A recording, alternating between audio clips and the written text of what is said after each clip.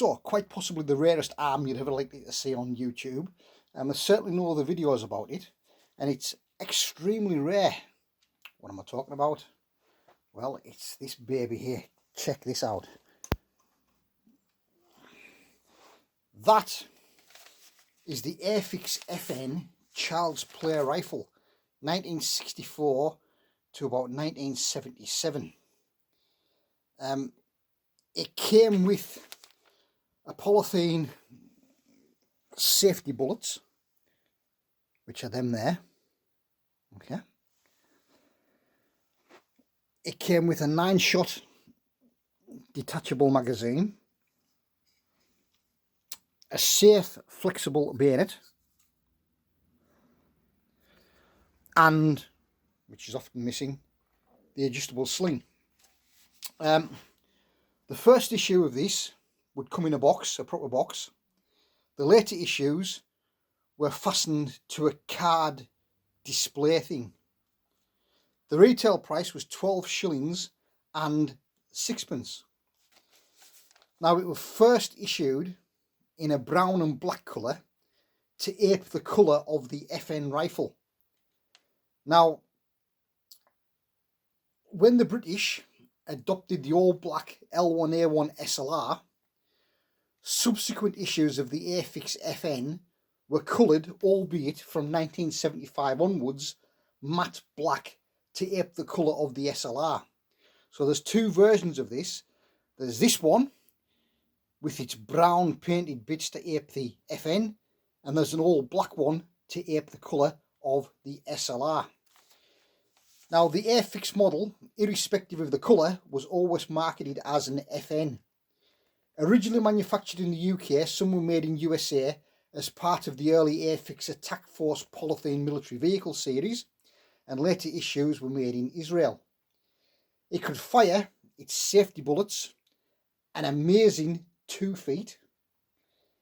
Airfix also made an M1A1 Thompson in the same series. Now, the FN, due to its brittle plastic construction, it's not kiddie friendly, regularly snapped at the barrel, causing parents to buy another FN as a replacement. Now, because of this, it became a popular toy, but because it's fairly brittle plastic, survivors are scarce. There was one on an internet auction site a couple of days ago, the starting price of £600. Last week on the same auction site, the rare M1A1 Thompson submachine gun had a starting price of £170. Lots of people were interested in it. I don't know how much it's sold for eventually. So this is I think it's a 30-inch model of the Belgian FN. Quite a nice model. You don't really need the bullets with it, because let's face it, if you shoot them across your garden, you ain't never going to find them again. Originally, they were intended to be fired against your Airfix toy soldiers, probably in the house, not in the garden. A trade pack of these in the original poly bag, 10 in a bag, with the original Airfix header card, now retails at about £85. I mean, if somebody could 3D print these in soft poly plastic, not hard plastic, they'd make a fortune. Because there's probably more of these about than there are them. The little bayonet has a lock which locks it to the gun, and the magazine, that is the only functioning bit of the magazine right at the front. It's got a little lock on the back, so your round kind of goes into there like that. Or maybe I've got that the other way around. I've got that the wrong way around. Your round actually goes in like that, and it takes 9 rounds. You obviously push it down, put the next round in. The mag goes in the mag well there. It's got a little carrying handle, and the bayonet mount is here. Unfortunately, it's not kiddie friendly plastic. And what used to happen is, when you had the bayonet on the end, although the bayonet is a soft plastic, it's pliable. When you hit somebody with the bayonet gave but the barrel took the brunt of the force and it used to snap across here. And I bet a lot of you people watching this now gone, yeah, I know exactly what he means. Also, the toy company, Lone Star, at the same time brought out a identical one, but all metal. So if you have the all metal one, you've actually got the Lone Star version, not the airfix version. You didn't really need the bullets because it actually makes a good enough sound if you lose all your bullets in the garden. And you put your mag in there like that. That's what it kind of looks like with the bayonet attached and the mag. If you were adventurous enough, you're dressed up in your army camo suit and dressed in your finest copy NATO Mark IV helmet, you will go out in the garden on your adventures. I mean, this NATO Mark IV is by Merit. It's by the Merit Toy Company. Other manufacturers made similar things, but yeah, so you could be like a modern infantryman.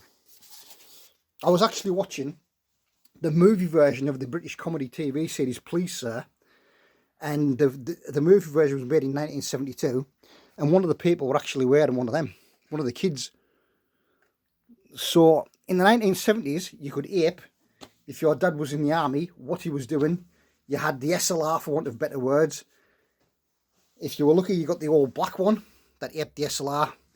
If not, you got the more common one, which had the imitation fake painted woodwork, which aped the FN. Quite often, it would misfire and nothing would come out the barrel, or the round would actually fall down the barrel and drop out the end. Wouldn't go 2 feet. But if you were lucky, it would actually fire the round out. You push that up, that there, push up. You don't, you push it down, bayonet comes off, and the round actually fires into the garden, never to be seen again. So you can imagine dropping that in the garden. But yeah, quite a nice thing. On the other side, it's really nicely detailed. You've got your back sight that flips up. You've got your handle that folds down. The cover doesn't actually function, obviously. There's no markings on it of any description. The gas regulator there is nicely copied. The flash hider there is also nicely replicated. But it's made of the most brittlest plastic you could ever imagine. Not good plastic to make a kiddie's gun out of. I remember the old 1970s, was it Palitoy or Ideal or something like that? The Lone Ranger figure was made from the same plastic. And if you threw a stone at your Lone Ranger figure, you would break the legs off it. And it would go in the bin, just like this used to do. Which makes them not easy to find, but easier to find than the equivalent M1A1 Thompson submachine gun, which retails at a lot of money nowadays. In 2001, these were priced around the £100 mark. Like I say, quite recently on the internet, one has a starting price, not a sale price, a starting price of £600 on a card backing, which in my mind is too expensive. They should retail for about £200, something like that, for a kid's toy. So you may be old enough to remember these when they were new. If you had one, you certainly probably ended up breaking it at some stage, and you certainly lost the bullets in them. So that's the quite rare Airfix FN Child's Play rifle, 1964 to mid 1970s. And just to mention again, there was 2 versions of it. This brown furniture is the FN, which was 1964 to 75. In 75, there's another issue done by Airfix, which is all matte black to ape the L1A1 SLR. But in either case, on the cards, they were sold as FNs irrespective of the colour. And again, if you had a metal version of this gun, you had the Lone Star version. Lone Star, famous company, they made toy cars. They also made a range of cap firing metal cowboy guns. And every kid in the 60s and 70s had one of them. But these airfix things are now not easy to find. So that's the airfix FN Child's Play Rifle, 1964 to mid-1970s.